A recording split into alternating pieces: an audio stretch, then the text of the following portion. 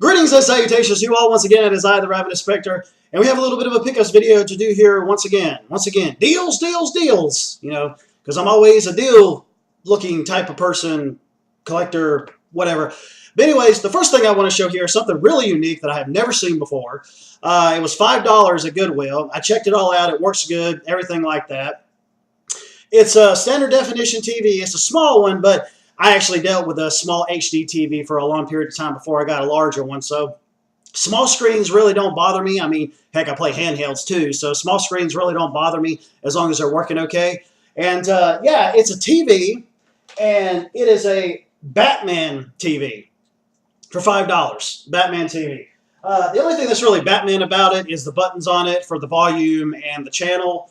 But I'll go ahead and show it to you here. It's not really that heavy, but I'll go ahead and show it to you. There it is, right there. As you can see, the Batman symbol right there. I'll go ahead and get a little bit of a close-up of that. Yep, that's really kind of all that it is. This kind of TV here, and it's, yep. Other than that, it's just one of those little small TVs. And I haven't really done anything with it just yet, but I know that it works. I tried it all out when I was at Goodwill and all that. Wire needs to get the heck up out of the way. And, yeah. So, man, I said that wasn't heavy, but it was just a little bit heavier than I thought it would be, just trying to move it around like that. But there really isn't any other way for me to be able to show it unless I did it on my phone or something, or move the camera around, or whatever the case might be. But, anyways, yeah, so let's see. What was I doing here? Oh, okay. These other little pickups, I guess I should say.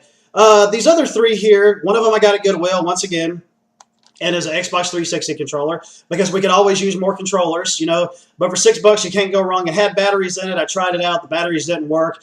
But you can put other batteries in it. But I have one of those little wires that you can hook up to the front of it and hook it into the console to make it wired. And also have one of those rechargeable battery packs as well. So that I think I got it for the Xbox One when I used to have an Xbox One, but I believe it also fits the 360 controllers as well. So I'm going to try that out. If not, I'll just utilize the other one and just plug it in there and plug it in. I checked it all out and everything, and the wires, the buttons and everything are really clicky and everything. Clicky buttons. Anyways, so yeah, the buttons are working really good, and but the batteries were dead when they were in there, so I was like, oh well, crap on that. But anyways, yeah, I got another 360 controller, which you know, if you get them really cheap, you can always use those. So I got that for $6. Really don't know how many 360 controllers I have. I think I at least have 2, I believe. So anyways, but the next 2 that we have here, now this is a series that has gotten a lot of flack, some positive, some negative. I think people are kind of borderline with it, but maybe mostly negative, I would think. And yeah, this it is Lightning Returns from the Final Fantasy 13 series, and Final Fantasy 13-2. Now, I have 13-2 on PC. I got it for like $7 and something, I believe. And I ended up playing a little bit of that on PC. But I swear, every time I tried to play it, it was just laggy as hell. No matter how I tried to optimize it, it was just laggy as hell. I was like, the hell with this stuff. I was like, I'm just going to try them out on console one day when they're really cheap. So I ended up getting these for like $10 a piece. And so I don't regret it at that price. So what I do regret is the fact that I ended up getting Final Fantasy 13 when it first came out for $60, which I deeply regretted because I didn't really get too far into it. I think I got to the point where the character Snow ended up summoning his Guardian Force or whatever it was, and then I just kind of stopped from there. I couldn't really get into the battle system or anything like that. I would have been more easier on it if I would have paid less for it, but I was really upset when I had paid full price for it because I'm a Final Fantasy fan and I got it, and I was just like, shit. I was like, I really did not like the battle system in that game, and I hated the fact that it wasn't really open world. It was just kind of going from one hallway to the next. You know, you couldn't really explore any side quests or anything like that. So yeah, but maybe someday, maybe I'll give it a shot again when it's like really cheap, which it probably is really cheap now. You know, maybe I might be willing to give it more of a shot. But yeah, looking forward to trying these out. I never played the third one, and I'm not a fan of timed games, but I heard this game is timed. I don't know how the time limit really factors in, or if you can slow it down or stop it or whatever. I have no clue. If anybody has any comments, let me know below, and yeah, I'll look into it. But for $10, I was like, I can't really go wrong with me really giving it a shot. I played a demo of this, and the demo was all right. But yeah, so this one was probably out of comparing the first one to this one, I thought that this one was a lot better, honestly. I actually think I put more time into this one on PC, even though it ran like ass. I don't know why it did that. Maybe it was just the way the game was ported to PC. I have no clue. But this one, I haven't really, obviously I haven't dove into it just yet. I just played the demo, but I don't know exactly where the demo had put me. So I don't know if it was at the beginning of the game or middle of the game or wherever in the game, so I don't freaking know. But anyways, the last two pickups that we have here, I actually ended up getting at full price, if you will. I used Best Buy's GCU membership, so I saved $10 on each title. I ended up selling some games last weekend, and I was like, you know, I really have been wanting, and these were games I didn't care about. I didn't really want to have anything to do with them anymore. I wanted to go ahead and sell them, so I went ahead and sold them, got rid of them. And I thought to myself, you know, Octopath Traveler is out. It's been one of those games that I've kind of been rolling around in my head whether I really wanted to get it or not, full price on day one. But I really did want to get the game. I just didn't know if I was going to pay full price. And honestly, I can tell you that after playing this game, it's been one of the main games that I've been playing. One of the main things that kind of pushed me away was the fact when I heard about the difficulty, I was just like, I want to show you guys the inside of this. That's gorgeous. That's just some gorgeous artwork right there. And actually, these are other covers that you can get that you can print out as well and have them in your Switch case if you want to. But honestly, I would think if you ended up printing them out, you would just go ahead and put them as a, well, as a what's the word? A poster. Yeah, just like put them together or put them in a frame or something like that and just have them as like a poster kind of thing. And, you know, if you want to switch out one of the sleeves or whatever, then so be it. But I really do think that that's a really cool one. And yes, I didn't get the super duper, you know, box edition that has the pop out art and the sound selection soundtrack. If I'm paying $100, give me the full freaking soundtrack. I don't want a sound selection. I don't want select songs. I want the whole freaking soundtrack. If I put more money into a special edition and it's not the standard edition, then I should be able to get the full soundtrack. I mean, that's just how I see it. If it's a special edition, it's a freaking special edition. Put the full soundtrack in there. Otherwise, just don't half-ass it because that's half-assing it. That's honestly how I feel about it. You know, pay $60. Well, actually, in my case, I paid $50 because I saved $10 with GCU. So it's either was pay $50 for just the game itself or pay, what was it, like $90 or $100 or something like that. Probably maybe $90 with probably saving $10 off on it. I really don't know how the GCU membership factors into that. But you got like a coin of the realm, you know, which you're probably just going to look at once and put back in the box. You got an interesting little box that had like some pop-out art, which was really cool from like different scenes of the game. And it wasn't just one scene. It was like, I think like 8 different scenes since this Octopath. There was like 8 different characters. So it was like 8 different scenes of the different characters. And then you got the sound selection CD. And then you got the game itself.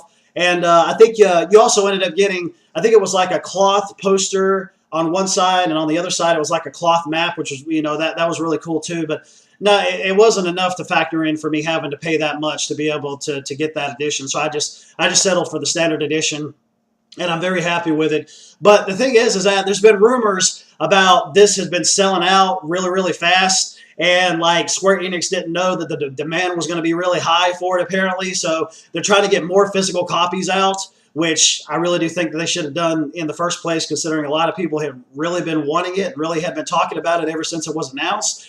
Because people really want those 16-bit RPG days back. That era of Super Nintendo JRPGs, the 16-bit RPGs that everybody had really loved. And this is a throwback to that. It's like, it's a throwback to that era, but at the same time, it's like new mechanics, new battle mechanics with like a new coat of paint on it, like a new flair, if you will. There's a woo flair.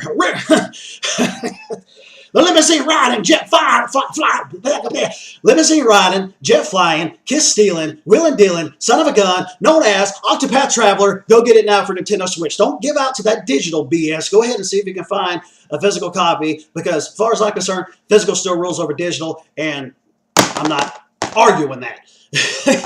I got my reasons for it. But anyways, yeah, but the game wasn't in there. Otherwise, I probably wouldn't have thrown it. It's in my Switch right now. But honestly, so far, I have put like, I think I have put like anywhere between 16 to 20 hours in this already. And I don't know how many party members I have. I think I probably have like 5 or 6. Yeah, it's like 5 or 6 party members right now. And you can only have 4 in your party, you know, your traveling party or battle party or whatever. And each one has their own skills and things like that. But the person that you pick because you can do whatever you want. You can start out wherever you want to in the game with of the 8 characters, but that specific character that you pick is the one that you have to have in your party the entire time. You can switch out your other 3, but you have to stick with that one party member, and I ended up using the Thief Therian because I was like, it'd be kind of cool to kind of steal from NPCs and take their stuff and hopefully not get caught. And also, I also had heard that it would be good to have him in your party while you're traveling in the world because there's treasure chests out there. I think they're like purple treasure chests or something that only he can open. So when you have him in your party, he can immediately go and open them up, and you don't have to worry about them just sitting there being locked in the wild. So definitely a really awesome JRPG and something really to get into. Really exciting time to be owning a Switch. And if you're a JRPG fan and you don't have a Switch yet, then this is definitely one of those titles for you to be able to pick up with your Switch without a shadow of a doubt. So anyways, yeah, been loving that game, been loving the music as well, and the characters and what little voice dialogue is in there and all that, and the battle system and whatnot. And I've kind of really gotten accustomed to it and accustomed to the challenge, so far. I mean, I don't know how it'll be later for me, but if I need to grind out levels, then I'll just go ahead and grind out levels because the battle system is fun and it's really pleasing to look at as well. So, but anyways, the last one that we have here to talk about is Shining Resonance Refrain. The Draconic Launch Edition, and this is actually a steelbook. This is the slip sleeve that is in it. Really nice, pretty slip sleeve, if you will. And it's a double-sided steelbook right there on one side and one on the other. And, of course, you also have the game here itself, which for this, I'd just go ahead and stick the opposite side in from here so it'll look different because since that is just the cover itself. But, yep, it's steelbook. Actually, it's tin, but if you want to call it steelbook, so be it. I guess calling it steelbook is it's still slip sleeve is what it is. It's a slip sleeve. It's not really a steelbook, but it's really really cool to have. And it was the launch edition, and this was also one of those games that I ended up getting with GCU with Best Buy as well. Really been liking it. Apparently, from what I had heard, it was a JRPG that was only released in Japan on the PS3, and it finally came over to PS4, finally released over in the West. And yeah, I can honestly say that this is another one of those JRPGs that I've really been enjoying and really liking. Really been liking the characters and the battle system. This game really has a Tales of feel, like the Tales of series. That's like a great JRPG series I've always really loved. But it's like it has that feeling where like you go out on the field and there isn't as many monsters out as there is in like the Tales of series or the recent ones that I've seen, which is fine by me. Because after you end up killing off the monsters, they don't respawn unless you leave the map and then come back again. So it's not like there's constantly respawning monsters all the time, which is one of the things that irked my nerves to death in the later Tales of series. It's like there's a monster here and a monster here and a monster here. And you got to just dodge around these things if you don't want to fight them, or if they're like a lower level or something and you want to get away from it. You don't want to fight them and waste time fighting them.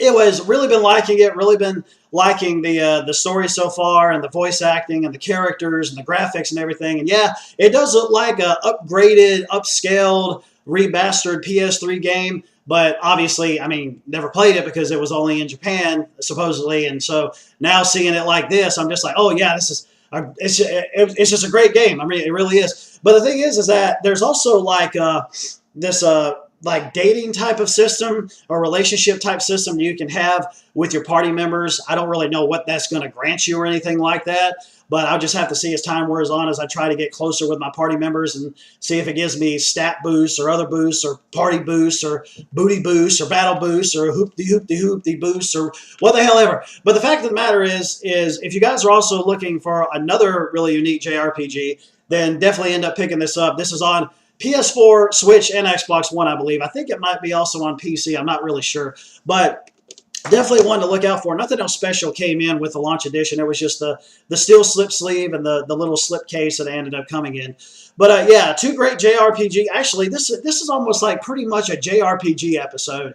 That's exactly what it is. That is what it is, because these were JRPGs and that was JRPG. Holy freaking crap, I just realized that. I guess that's what this episode would be called. Well, besides obviously the Batman TV, which, for $5 for something that just looked that cool, and we're going to utilize that for the older consoles. We're going to use that for just the old consoles. We aren't going to be using it for anything else. It's just those specifically.